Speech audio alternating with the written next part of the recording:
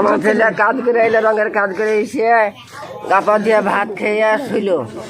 সে মগরবের পরে বাজার যেমন যায় প্রতিদিন তেমনি বাজার গেছে। মোটর সাইকেলে বাজার যায়, বাজার থেকে 9টা বাজে 10টা বাজে না, কোনোদিন 9টা কটার সময় বেরিয়েছিল? বেরিয়েছে 6টার সময় গেছে, সন্ধ্যা। হ্যাঁ সন্ধ্যা 6টার সময়। তারপর কি হয়? তারপরে বাড়ি আসছে না, বেলা রাতে ফোন করছি, ফোন তুলছে না, শুধু বলছে উত্তর দিতে পারছি না, একটা কথাই বলছে, উত্তর দিতে পারছি না। এই সকাল থেকে খুঁজে বাজার গেলাম, বাজারে দেখি মোটর সাইকেল আছে, আমার ছেলের কোনো পাত্তা পেছি না। আমার ছেলে কোথায় গেল, তারপরে তো খবর পেয়েছি মরা খাবে। তারপর এটা আমি আমার ছেলের তো কেউ দুশ্মন নাই, তো কে দুশ্মনী করেছে আমি কিছু জানি না। আচ্ছা, আপনার ছেলে কি নাম? আমার ছেলের নাম সারোয়ার হোসেন, রঙের কাজ করে। বয়স কত হলো? বয়স 30 বছর হলো। আপনি? আমি মা, ওইটা বউ, এদিকে দাদা বেটি। আচ্ছা, এখন কি চাইছেন আপনারা? এখন শাস্তি চাই, এখন যারা শাস্তি কত দিবেন? যে করেছে তারা এবার লোকেশন ধরে তো শাস্তি দিতে হবে, তাকে তো উপায় নাই। যে এই কাজ করেছে তাদের খোঁজ বের করুন, কে করেছে। আচ্ছা, ঘটনাটা কি ঘটেছে? ঘটনাটা বলতে ঘটনাটা সন্ধেবেলাতে আমার ভাই বাড়ি এসছে কাজ করে, যে বাড়ি থেকে গাটা ধুয়ে বাহিরে গেছে, যে 9টা 10টায় বাড়ি আসে, সে ভাই আমার বাড়ি আসেনি। আমার মারা ভাবিরা ভাবছে যে বাড়ি আসবে করে ওরা ঘুমিয়ে গেছে। রাত্রে উঠে 3টের পর দেখে, ফোন করে, ফোন কিন্তু সে রিসিভ করে না, রিং হয়ে যায়। তারপরে আমিও সকাল 6টার সময় ফোন করি, সে ফোন রিং হয়, রিসিভ হয় না। 7টার পর ফোন করি, ফোন সুইচ অফ করে দিয়েছে। একজন আমাকে ফোন করে বলে তোমার ভাই ফুলের ধারে মারা গেছে, দিয়ে পড়ে আছে মরে দিয়ে। আমি দৌড়ে সেখানে যাই। আমার ভাইয়ের কবে বলে ওটা? আজ সকালে। ভাইয়ের গোটা মুখে রক্ত, তাতে বোঝায় এগুলো সব কাটার দাগ, কেউ চাকুতে করে কেটেছে, দিয়ে বন জঙ্গলে ফেলে দিয়েছে, যে পুলের ওপরে ভাইকে তুলে নিয়ে এসছে। ভাই মরে একদম শিরকাট হয়ে গেছে আমার ভাই।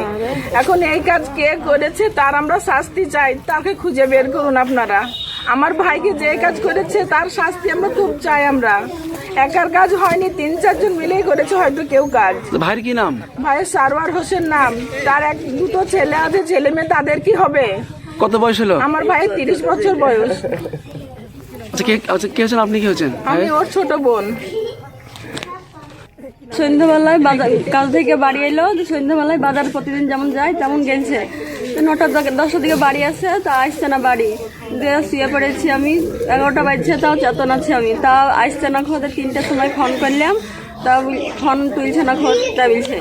সকালবেলায় দেখছি তো এরকম মরে পড়ে আছে, করেছে এই কাজ, আর আমি শাস্তি চাই। না কোনো দুশ্মন ছিল না, কোনো কিছু ছিল না। এবার সন্দেহ কিছু বুঝতে পারা যাচ্ছে না, এবার ডায়েরি তো করতে পারছি না, খোঁজি কে করেছে না করেছে এরকম মিলে হয়েছে। আচ্ছা, কি চাইছেন আপনারা এখন? আমি যে খুন করেছে তার আমি শাস্তি চাই, এরকম। কি নাম আপনার? আমার নাম এসমিরা খাতুন। কে হচ্ছেন আপনি? স্ত্রী হচ্ছে আমি। আপনি কি দেখলেন ওখানে গিয়ে? আমি যখন কিভাবে পেলেন?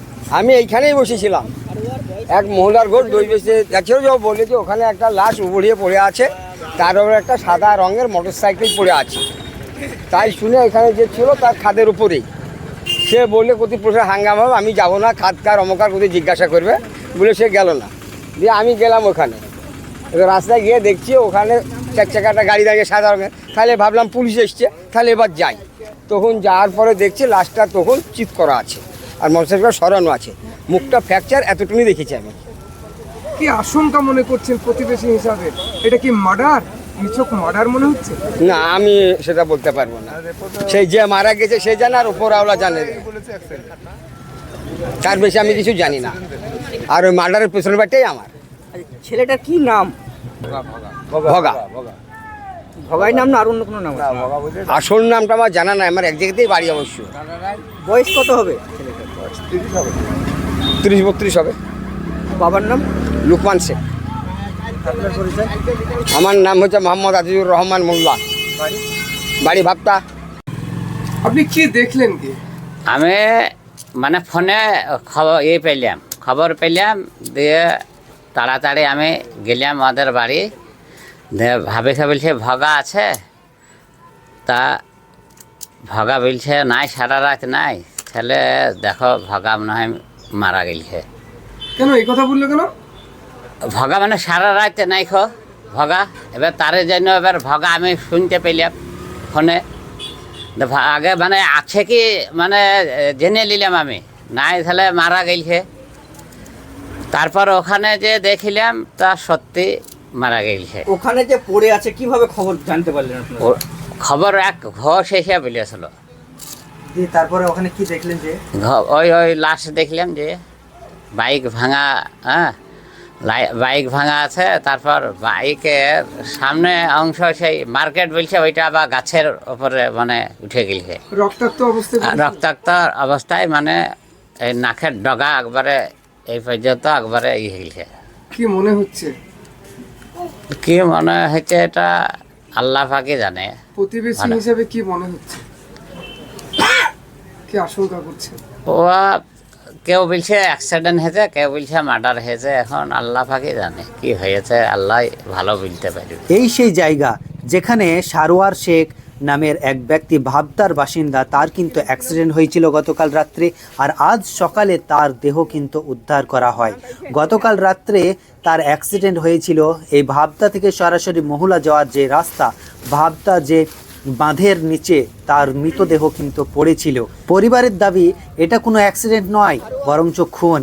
কিন্তু আমরা গ্রাউন্ডে যেটা দেখতে পেলাম, এটা খুনের মতন কিছুই লাগছে না, মনে হচ্ছে এটা একটা সাধারণ অ্যাক্সিডেন্ট। গতকাল রাত্রে অ্যাক্সিডেন্টটি সংঘটিত হয়, আর আজকে সকাল প্রায় 8টা নাগাদ এই লাশটি কিন্তু বেলডাঙ্গা থানার পুলিশ উদ্ধার করে নিয়ে আসে। এই কনকনে ঠান্ডাতে এমনিতেই রাস্তায় লোকজনের চলাচল কম, আবার এই অনেকটা রাত্রে এই অ্যাক্সিডেন্টটি সংঘটিত হওয়ার কারণে কেউ বুঝতেই পারেনি যে এখানে কোনো মানে অ্যাক্সিডেন্ট হয়ে লাশ পড়ে আছে।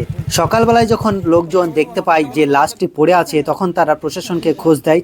তারপরে কিন্তু প্রশাসন গিয়ে এই লাশটি উদ্ধার করে নিয়ে আসে। বাস্তবে এটা কি খুন নাকি অ্যাক্সিডেন্ট, এটা পোস্টমর্টেম রিপোর্টেই বোঝা যাবে।